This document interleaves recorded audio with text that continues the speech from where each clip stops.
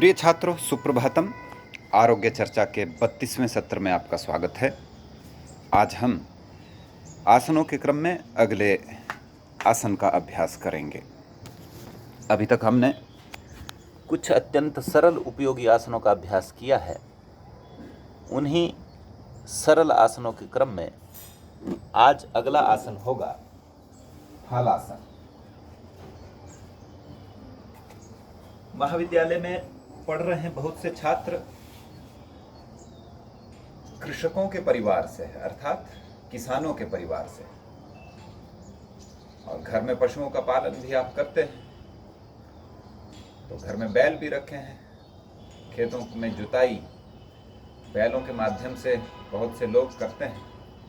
तो बैलों के कंधों से जो जोड़ा जाता है हल, उसकी आकृति हम इस आसन में करते हैं और उसकी आकृति का अनुकरण करके उसके पीछे छुपे हुए एक बहुत बड़े लाभ की प्राप्ति करते हैं। आरोग्य लाभ तो हम पाते हैं। तो आइए इसका अभ्यास करेंगे। यह भी लेट करके किए जाने वाले आसनों में से एक है। धीरे धीरे बाईं करवट लेकर के इस तरह जो है लेट जाएंगे। अब हलासन में हल की आकृति को बनाने के लिए किस तरह की प्रक्रियाएं होंगी उन पर ध्यान देना है। दोनों हाथ सहज, पूरा शरीर सरल और सहज अवस्था में। और हलासन को हम दो प्रकार से करेंगे, अर्ध हलासन और पूर्ण हलासन। अर्ध हलासन कैसे होगा, देखिए। गहरा श्वास भरते भरते दोनों पांवों को इस तरह से 90 डिग्री तक ऊपर सीधा उठा करके रखें। ठीक है, श्वास अंदर ही रहेगा। श्वास छोड़ने की जब इच्छा हो तो धीरे धीरे पांवों को बिल्कुल मंद गति से जो है इस तरह से नीचे की ओर ले आएंगे। ठीक है, यह तो था अर्ध हलासन। इस अर्ध हलासन का अभ्यास हम 2 या 3 बार कर सकते हैं।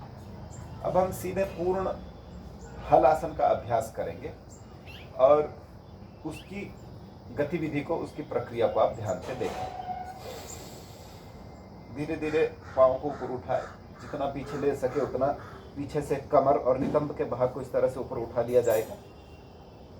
संभव यदि बैलेंस बनाने में थोड़ी समस्या हो तो दोनों हाथों से हम इस कमर को यहाँ पर इस तरह सपोर्ट दे सकते हैं। ठीक है, अब दोनों कंधों पर इस तरह से बंद ला करके ऐसे धीरे धीरे जो है हम पीछे भूमि में पांव का स्पर्श कर देते हैं। दोनों पांव बिल्कुल सीधे रहते हैं, दोनों टांगें सीधी रहती हैं और पांव के जो दोनों अंगूठे हैं, इन दोनों अंगूठों का स्पर्श पीछे भूमि में हो जाता है। इस स्थिति में हम यथा सामर्थ्य, पहले दिन तो सिर्फ 5 या 7 सेकंड ही रुकना है, दूसरे दिन आपको यहाँ पर 10-10 सेकंड बढ़ा देना है। और इसका अभ्यास आप 1-2 मिनट से लेकर के अधिक अभ्यास हो तो 3-4 मिनट भी किया जा सकता है, 5-6 मिनट भी किया जा सकता है। परंतु पहले दिन ही इतना नहीं करना, पहले दिन तो कम करना है, कुछ क्षणों से आरंभ करना है। और जब यहाँ पर ठहरने की क्षमता समग्र हो जाए, मतलब क्षमता परिपूर्ण हो जाए, तो धीरे धीरे से फिर हम जो है अपने पीठ को, नितंब भाग को और दोनों पांव को जो है धीरे धीरे भूमि में इस तरह से ले आएंगे।